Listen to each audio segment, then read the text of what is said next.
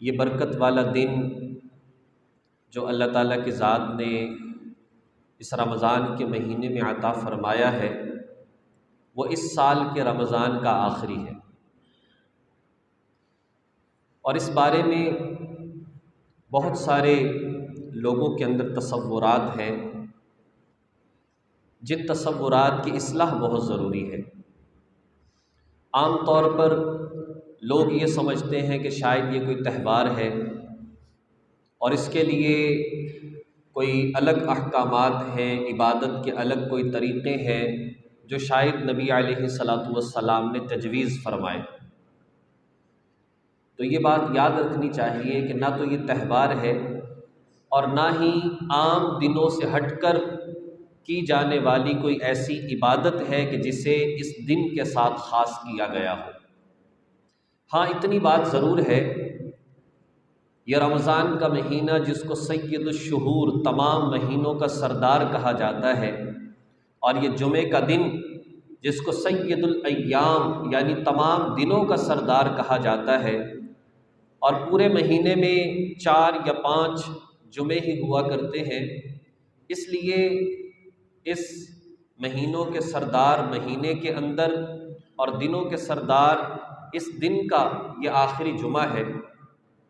اس مناسبت سے بڑی اہمیت کا حامل ہے۔ اور اس موقع پر ایک مسلمان اگر غور و فکر کرے تو اس کے اندر 2 متضاد قسم کے جذبات پیدا ہوتے ہیں، 2 طرح کے کام اسے کرنے چاہیے۔ ایک کام وہ تو یہ ہے کہ انسان کے اندر ایک جذبہ شکر پیدا ہوتا ہے، انسان یہ سوچتا ہے کہ مجھے اللہ تعالیٰ کی ذات کا شکر ادا کرنا چاہیے، اس لیے کہ اللہ تعالیٰ نے یہ مہینہ عطا فرمایا اور اس مہینے میں مجھے نمازیں ادا کرنے کی، اپنے گھر میں آنے جانے کی، قرآن پاک کی تلاوت کرنے کی، تراویح ادا کرنے کی، قرآن کریم کو تراویح کے اندر سننے کی توفیق عطا فرمائی۔ یہ بہت بڑی خوش قسمتی ہے، اس بات پر شکر ادا کرنا چاہیے، اس لیے کہ ہم دیکھتے ہیں کہ کئی گھرانے ایسے ہیں، بہت سارے لوگ ایسے ہیں کہ رمضان شریف کے آنے سے ان کی زندگی کے اندر کوئی تبدیلی نہیں آئی، ان کے گھروں کے اندر اللہ تعالیٰ حفاظت فرمائے اسی انداز سے آج بھی صبح دوپہر شام کھانے پک رہے ہیں، اسی طریقے سے جیسے پہلے مساجد کا، عبادت کا رخ نہیں کرتے تھے آج بھی نہیں کر رہے، قرآن کریم کے ساتھ ان کا تعلق بڑھا نہیں، تو پہلے جیسی زندگی گزر رہی تھی ویسے ہی ان کا وقت آج بھی گزر رہا ہے۔ تو چونکہ اللہ تعالیٰ کی ذات نے ہمیں بہت ساری نعمتیں عطا فرما دی، ہمیں اس میں گھر میں آنے کی توفیق عطا فرما دی، ہمیں وہ چاہے کیسی ہی ہو، وہ چاہے نمازیں، وہ چاہے روزے کیسے ہی ہیں، ان نمازوں کے اندر ہمارا دل لگتا ہے یا نہیں لگتا، وہ روزے جن آداب کے ساتھ رکھنے چاہیے تھے پتہ نہیں ان آداب کے ساتھ ہم رکھ سکے یا نہیں رکھ سکے، وہ نمازیں جس طرح تکبیر اولیٰ کے ساتھ پابندی کے ساتھ مساجد میں جا کر ادا کرنی چاہیے تھی، شاید ان کے اندر کوئی کمی رہ گئی ہو، بے شک وہ ساری کمیاں موجود ہوں، لیکن اس کے باوجود پھر بھی ان کی ہم ناقدری نہیں کر سکتے، ہم ایسا نہیں کر سکتے کہ جی یہ تو کوئی ہلکی عبادت رہی اور یہ تو بیکار ہے، جو میں نے اس نیت کے ساتھ، اس اخلاص کے ساتھ یہ عبادت نہ کی اور آداب کی رعایت نہ کی تو شاید یہ عبادت بیکار ہے۔ فرمایا نہیں، قبول ہو کہ نہ ہو پھر بھی یہ ایک نعمت ہے، یہ سجدہ اللہ کے سامنے، یہ اللہ کے گھر میں آ جانا، قبول ہو کہ نہ ہو پھر بھی یہ ایک نعمت ہے، وہ سجدہ جسے تیرے آستاں سے نسبت ہے، اللہ کی ذات کے سامنے جھکنا نصیب ہو جائے، یہ بہت بڑی خوش قسمتی ہے۔ حضرت ڈاکٹر عبدالحی عارفی صاحب رحمۃ اللہ علیہ، ان کے پاس ایک مرید آیا اور آ کر کہنے لگا کہ حضرت جب نماز پڑھتا ہوں، جب سجدہ کرتا ہوں تو طرح طرح کے خیالات میرے دل و دماغ کے اندر آتے ہیں۔ کہا جی کہ کیسے خیالات آتے؟ کہا بتا نہیں سکتا، بڑے غلیظ قسم کے خیالات میرے دماغ کے اندر آتے ہیں۔ تو حضرت نے فرمایا آپ کیا سمجھتے ہو آپ کے ان خیالات کی وجہ سے آپ کا سجدہ ناپاک ہو جاتا ہے، وہ ضائع ہو جاتا ہے؟ کہا جی کہ مجھے تو ایسے ہی لگتا ہے۔ فرمایا چلو ایسا کرو، انہی خیالات والا سجدہ مجھے کرو، میں بیٹھا ہوں۔ تو کہا حضرت یہ تو نہیں ہو سکتا، یہ تو نہیں ہو سکتا کہ یہ پیشانی اللہ کے سوا کسی اور کے سامنے جھک جائے۔ آپ کا ادب، آپ کا احترام، آپ کا اکرام اپنی جگہ پر، لیکن یہ نہیں ہو سکتا کہ یہ پیشانی یہ سجدے کی عظیم اور مقدس جگہ میں آپ کے قدموں میں جھکا دوں۔ فرمایا دیکھو اس کی قدر کتنی ہے، دیکھو پھر اس سجدے کی قدر کتنی ہے، وہ چاہے کیسا ہی سجدہ ہو لیکن اللہ کے علاوہ آپ کسی اور کے لیے کرنے کے لیے تیار نہیں ہو۔ اس لیے اس بات پر شکر ادا کرنا چاہیے۔ اور سجدہ تو وہ عظیم عبادت ہے جو ساری نماز کا خلاصہ ہے، ساری نماز کا مغز ہے۔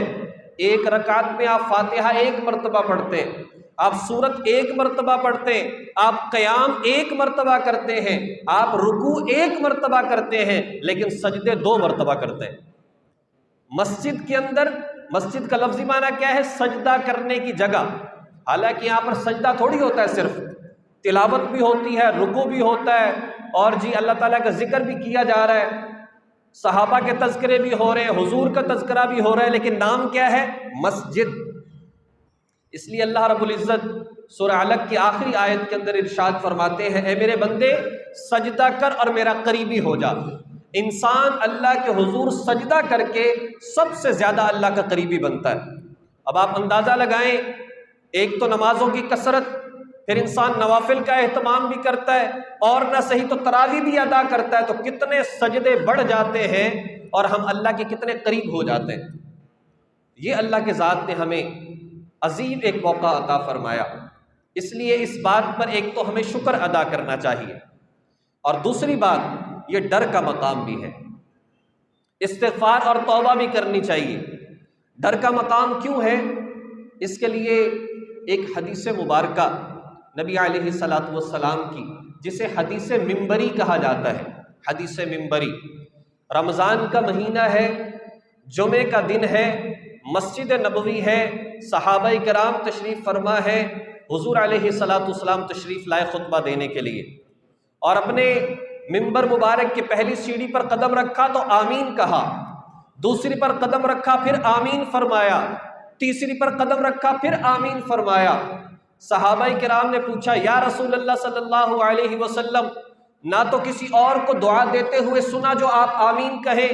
نہ آپ نے کوئی دعا کی کہ آپ آمین کہیں، آپ نے یہ 3 مرتبہ آمین کیوں ارشاد فرمائی؟ حضور نبی کریم صلی اللہ علیہ وسلم نے ارشاد فرمایا جب میں مسجد میں آیا اور اپنے منبر کے اوپر میں خطبہ دینے کے لیے آنے لگا تو حضرت جبریل امین تشریف لائے، اور انہوں نے ایک دعا کی، بلکہ بد دعا کی انہوں نے، اور کیا کہنے لگے؟ وہ فرمانے لگے کہ دیکھو ایک ایسا شخص کہ جس کی زندگی میں والدین موجود ہوں، جس کی زندگی میں، جس کے گھر میں اس کے بوڑھے والدین موجود ہوں، ان کو راضی کر کے، ان کی خدمت کر کے جو شخص جنت حاصل نہ کر لے، اللہ کو راضی نہ کر لے، یہ شخص برباد ہو جائے۔ تو میں نے سوچا یہ تو بڑا مختصر سا راستہ ہے، یہ تو بڑا آسان سا کام ہے کہ انسان اپنے والدین کو تو بڑے آرام سے راضی کر سکتا ہے، تو جو شخص اپنے ماں باپ کو راضی کر کے جنت نہ حاصل کر لے، واقعتاً اس کو برباد ہو جانا چاہیے۔ تو میں نے آمین کہا، اس لیے کہ حدیث مبارکہ میں آتا ہے جو اپنے والدین کو محبت کی نگاہ سے دیکھے، اللہ تعالیٰ اس کو مقبول حج اور عمرے کا ثواب عطا فرماتا ہے۔ جن والدین کو صرف دیکھنے پر اتنا بڑا اجر ہے، ان کی خدمت کرنے اور ان کی اتباع کرنے پر کتنا بڑا اجر ہوگا۔ دوسری بات کہا کہ جب میں نے دوسری سیڑھی پر قدم رکھا تو جبریل امین نے عرض کیا اور دعا کی کہ یا رسول اللہ صلی اللہ علیہ وسلم، وہ شخص کہ جس کے سامنے آپ کا نام نامی، آپ کا مبارک نام لیا جائے اور وہ آپ پر درود نہ پڑھے، یہ برباد ہو جائے۔ تو میں نے آمین کہا کہ یہ درود شریف کا پڑھنا تو بڑی اہمیت کا حامل ہے، انسان درود ایک مرتبہ پڑھتا ہے اللہ 10 رحمتیں نازل فرماتا ہے، لہٰذا اس کو چاہیے کہ درود شریف پڑھ کے اپنے لیے جنت کو واجب کر لے، اللہ کی رحمتوں کا مستحق بن جائے۔ بڑا بدقسمت ہوگا وہ شخص جو حضور علیہ الصلوۃ والسلام کے مبارک نام کے آنے پر صلی اللہ علیہ وسلم نہیں کہتا۔ اس لیے میں نے یہاں پر آمین کہا۔ اور یقیناً حضور علیہ الصلوۃ والسلام کے بے شمار احسانات ہیں، ہو لاکھوں سلام اس آقا پر، بت لاکھوں جس نے توڑ دیے، انسانوں کو دیا پیغام سکون، طوفانوں کے رخ موڑ دیے، اس محسن اعظم نے کیا کیا نہ دیا انسانوں کو، دستور دیا، منشور دیا، کئی راہیں دی، کئی موڑ دیے۔ حضور علیہ الصلوۃ والسلام تو محسن اعظم ہے۔ آپ نے ساری زندگی دیکھیں کہ اپنی ذات کے لیے کتنی دعائیں کی ہیں، لیکن میرے اور آپ کے لیے حضور علیہ الصلوۃ والسلام نے ساری رات اللہ کے حضور سجدے میں گزار دی، اپنے اتنے قیمتی آنسو بہا دیے، اپنی اولاد کے لیے کوئی دنیا کو پسند نہیں کیا، بلکہ میرے اور آپ کے لیے نمونہ پیش کرنے کے لیے فقر و فاقے اور غربت کی زندگی گزار دی۔ تو اس حضور علیہ الصلوۃ والسلام کا نام آئے اور ہم وہاں پر صلی اللہ علیہ وسلم نہ کہیں، ہم وہاں پر حضور کا نام لکھیں اور صرف سواد لکھ کر بخیل اور یہاں پر بخل کا مظاہرہ کر دیں، اس سے بڑی بدقسمتی اور کیا ہوگی۔ حضور علیہ الصلوۃ والسلام کا نام لیا جائے تو صلی اللہ علیہ وسلم کہنا بھی چاہیے، اور حضور کا نام لکھا جائے تو صلی اللہ علیہ وسلم لکھنا بھی چاہیے۔ اسی سے حق ادا، اور درود کا کوئی بھی صیغہ پڑھ دیا جائے، سب سے مختصر اور مکمل درود صلی اللہ علیہ وسلم ہے، اس کو پڑھ لیا جائے تو گویا کہ قرآن کریم کی آیت پر بھی عمل ہو جاتا ہے۔ تو اس لیے میں نے آمین کہا۔ اور تیسری سیڑھی پر جب میں نے قدم رکھا تو جبریل امین نے کہا یا رسول اللہ صلی اللہ علیہ وسلم، برباد ہو جائے، ہلاک ہو جائے وہ شخص جس کی زندگی میں رمضان کا مہینہ آئے اور وہ اس رمضان کے مہینے میں اللہ سے اپنی بخشش نہ کروا لے، اپنی مغفرت نہ کروا لے، یہ برباد ہو جائے۔ اور واقعتاً بات ایسے ہی ہے۔ یہ رمضان کا مہینہ، نبی پاک صلی اللہ علیہ وسلم فرماتے من صام رمضان ایمانا و احتسابا غفر له ما تقدم من ذنبه، فرمایا کہ جس نے روزہ رکھا اللہ تعالیٰ کو راضی کرنے کے لیے، اللہ اس کے سارے گناہ معاف فرما دیتا ہے۔ من قام رمضان ایمانا و احتسابا غفر له ما تقدم من ذنبه، فرمایا جس نے تراویح کو ادا کیا اللہ اس کے سارے گناہ معاف فرما دیتا ہے۔